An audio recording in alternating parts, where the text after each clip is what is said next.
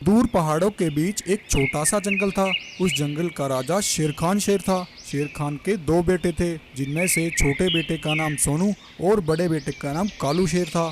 सोनू बिल्कुल दूध जैसा सुंदर सफेद रंग का शेर था। सोनू थोड़ा घमंडी और कम दिमाग वाला था। वह अपने भाई कालू शेर से ईर्ष्या करता था। वह कालू शेर को जन्म से ही अपना सबसे बड़ा दुर्भाग्य समझता था। वह बहुत मूर्ख था और हर काम उल्टा करता था, परंतु सारे इल्जाम अपने भाई कालू शेर पर डाल दिया करता था।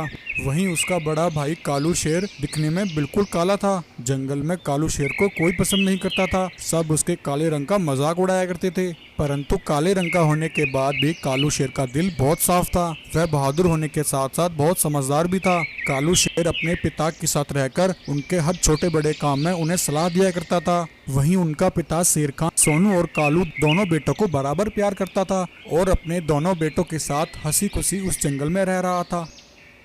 एक दिन सोनू जंगल में अपना शिकार कर रहा था और झाड़ियों के पीछे छुपकर एक हिरन की निगरानी कर रहा था। सोनू घात लगाकर हिरन पर हमला करने ही वाला था कि तभी वहां कालू शेर आ जाता है। कालू शेर को देखकर हिरन वहां से भाग जाता है। यह देखकर सोनू को बहुत गुस्सा आता है। वह कालू शेर के पास आता है और कहता है, अरे कालू, ये तुमने क्या किया? तुम्हारी वजह से मेरा शिकार मेरे हाथ से निकलकर भाग गया। तुम हमेशा मेरे बीच में आकर मेरे सारे काम खराब कर देते हो। तुम काले होने के साथ साथ बड़े मनहूस हो। तुम जहाँ भी जाते हो वहाँ सारे काम खराब हो जाते हैं। मुझे तो डर है कहीं मैं तुम्हारे साथ रहकर तुम्हारी तरह बदसूरत ना हो जाऊं। ऐसा कहकर सोनू वहां से चला जाता है। अपने भाई सोनू की बात सुनकर कालू शेर को बहुत दुख होता है। वह बहुत हताश और निराश हो जाता है और एक पेड़ के पास आकर खड़ा हो जाता है। हे भगवान, आखिर मेरे साथ ऐसा क्यों होता है? आपने मुझे इतना बदसूरत क्यों बनाया? सब मेरे काले रंग का मजाक उड़ाते हैं। कोई मेरे आसपास नहीं आता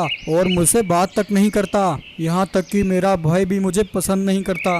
ऐसा कहकर कालू शेर बहुत उदास हो जाता है। तभी एक दिन उस जंगल में न जाने कहां से एक बाघ मानव घुस आता है। वह बाघ मानव बहुत गुस्से में था, क्योंकि उसकी शक्तियां कम हो गई थी और वह कमजोर हो गया था। उसे उसकी शक्तियां प्राप्त करने के लिए सफेद शेर का खून पीना था। इसलिए वह मानव बाघ जंगल में सफेद शेर को हर तरफ तलाश कर रहा था। तभी वह मानव बाघ कालू शेर के पास आता है और कहता है, सुनो काले शेर, मैं इस जंगल में एक सफेद शेर को ढूंढ रहा हूँ। क्या तुम्हें पता है वह सफेद शेर कहाँ मिलेगा?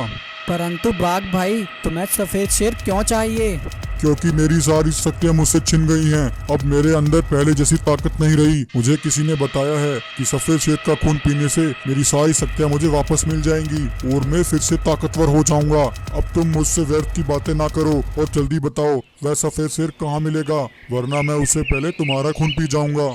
उस मानव बाघ की बात सुनकर कालू शेर मन ही मन सोचता है, अरे, यह बाघ मानव तो मेरे भाई सोनू को तलाश कर रहा है। इससे पहले यह मेरे भाई को कोई नुकसान पहुंचाए, मुझे इससे निपटना होगा। ऐसा सोचकर कालू शेर कहता है, अरे बाघ भाई, वह सफेद शेर तो मेरा भी दुश्मन है। वह मेरे काले रंग का मजाक उड़ाता है और हमेशा मेरा अपमान करता है। मुझे भी उससे अपने अपमान का बदला लेना है। बाघ भाई, यहाँ से थोड़ी दूर दक्षिण दिशा की ओर उस सफेद शेर की गुफा है। वह सफेद शेर तुम्हें वहीं मिलेगा और अगर तुम्हें वह सफेद शेर मिले तो तुम मुझे भी बुला लेना। फिर हम दोनों मिलकर उस सफेद शेर का खून पियेंगे। कालू शेर की बात सुनकर मानव बाघ सफेद शेर की गुफा की तरफ निकल पड़ता है।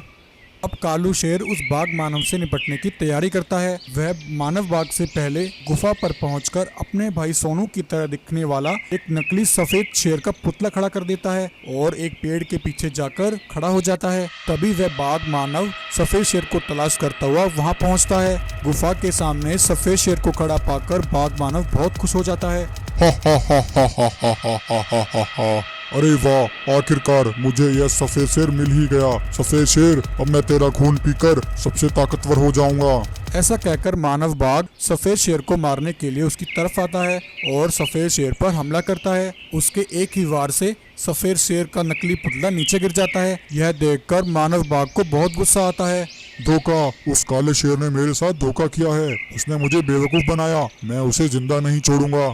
तभी कालू शेर उस बाघ मानव पर एक पिंजरा डाल देता है और बाघ मानव को वहीं कैद कर लेता है।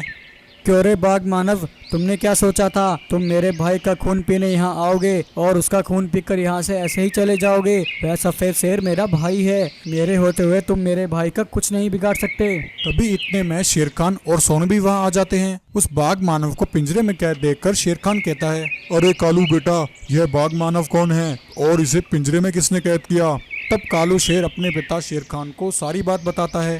पिताजी, ना जाने किस बेवकूफ ने इस बाघ मानव को बताया है कि सफेद शेर का खून पीने से यह शक्तिशाली हो जाएगा, इसलिए यह हमारे जंगल में सोनू भाई को तलाश कर रहा था और उनका खून पीने यहाँ आया था और मुझसे सोनू भाई का पता पूछ रहा था, इसलिए मैंने इस बाघ को पिंजरे में कैद कर दिया। अब आप ही इसका फैसला कीजिए, इसका क्या करना है। यह सुनकर शेर खान और सोनू दोनों बहुत खुश हो जाते हैं। शेर खान उस मानव बाघ को पिंजरे से निकालकर उस पर हमला करके उसे जान से मार डालता है। सोनू को अपने बर्ताव पर बहुत पछतावा होता है। वह अपने भाई कालू शेर से क्षमा मांगता है।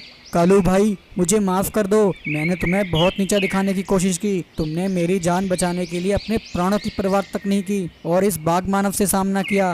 कोई बात नहीं भाई, आखिर तुम मेरे भाई हो। जो कुछ भी हुआ मैंने तुम्हें माफ किया। तब कालू शेर अपने भाई सोनू को माफ कर देता है और फिर वह दोनों भाई हंसी खुशी फिर से अपने पिता शेर खान के साथ जंगल में रहने लगते हैं।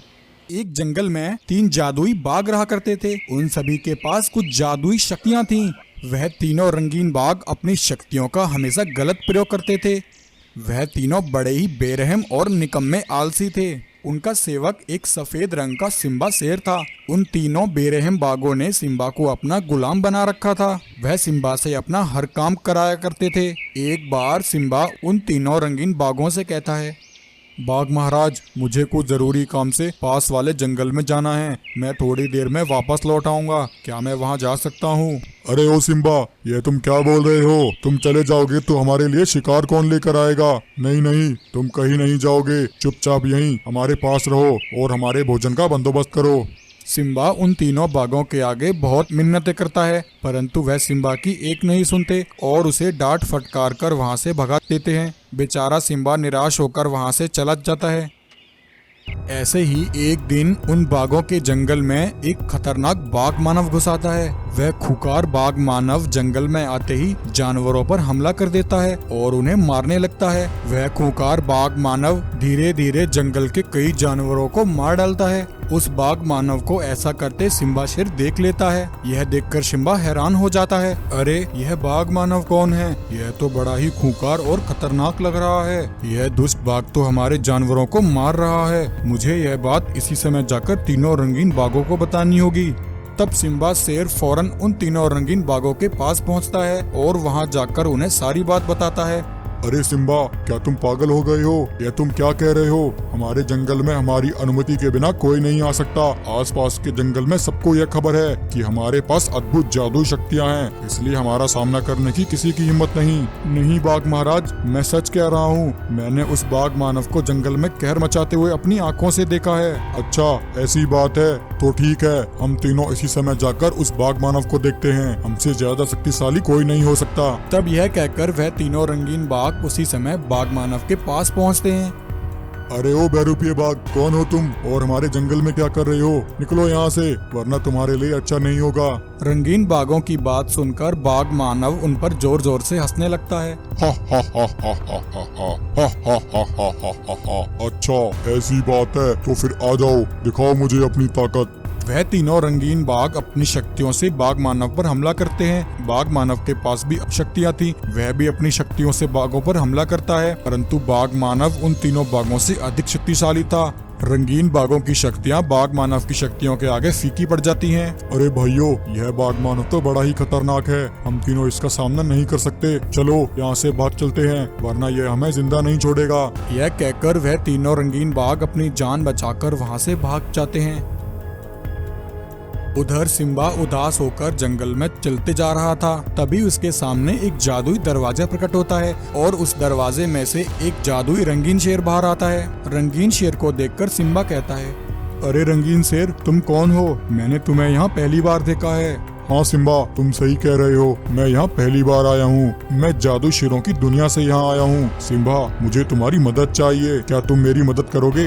हाँ रंगीन शेर, क्यों नहीं, मैं तुम्हारी मदद अवश्य करूँगा। बताओ क्या हुआ है? सिम्बा के दयालु और ईमानदार व्यवहार को देखकर रंगीन शेर बहुत खुश हो जाता है और कहता है, सिम्बा, एक दिन एक बाघ मानव हमारी जादुई दुनिया में पहुंचा और हमारे महाराज से बोला, महाराज महाराज, मैं अपने घर जाने का रास्ता भूल गया हूँ और मुझे बहुत भूख लगी है। क्या मैं कुछ समय के लिए यहाँ रह सकता हूँ? और महाराज, क्या मुझे कुछ खाने को भी मिल सकता है? तब हमारे महाराज को उस पर दया आ गई और हमारे महाराज ने उसे वहाँ रहने की अनुमति दे दी। लेकिन रात होते ही जब हमारे महाराज अपनी गुफा में सो रहे थे, तब उस दुष्ट बाघ मानव ने हमारी महाराज की जादुई मणि चुरा ली और उसे लेकर भाग गया और शक्तिशाली हो गया। और यहाँ आकर उसने तुम्हारे जंगल के बहुत से जानवरों को मार डाला। हाँ रंगीन शेर, तुम बिल्कुल सही कह रहे हो। उस बाघ मानव ने हमारे जंगल में आतंक मचा रखा है। हमारे जंगल के रंगीन बाघ भी उसका सामना नहीं कर सके और डरकर भाग गए। हाँ सिम्बा, अब तुम मेरी मदद करो। तुम्हें कैसे भी करके उस दुष्ट बाघ मानव से वह जादुई मणि छीननी होगी। मैं उस जादुई मणि को तुम्हारी दुनिया में नहीं छू सकता, इसलिए यह सब तुम्हें ही करना होगा। तब यह सुनकर सिम्बा शेर उसी समय बाघ मानव के पास पहुंचता है। बाघ मानव उस समय एक गाय का शिकार कर रहा होता है। तब सिम्बा चुपके से वह जादुई मणि चुरा लेता है। जैसे ही बाघ मानव पीछे मुड़ के देखता है, तभी सिम्बा उस जादुई मणि की शक्ति से उस खतरनाक बाघ मानव का वहीं अंत कर देता है और जादुई मणि को रंगीन शेर को लाकर देता है। यह देखकर रंगीन शेर बहुत खुश होता है। फिर रंगीन शेर सिम्बा को लेकर उन तीनों रंगीन बाघों के पास पहुंचता है और उन्हें सारी बात बताता है कि किस तरह अपनी सूझबूझ से सिम्बा ने जंगल को बाघ मानव के आतंक से बचाया है। रंगीन बाघों, आज के बाद तुम सिम्बा को कभी तंग नहीं करोगे। सिम्बा, आज से तुम आजाद हो। और हाँ, अगर तुम तीनों ने फिर से सिम्बा पर अपना हुक्म चलाया तो तुम्हारी खैर नहीं। यह कहकर रंगीन शेर वहाँ से गायब हो जाता है और फिर सिम्बा आजाद होकर फिर से हंसी खुशी अपने जंगल में रहने लगता है।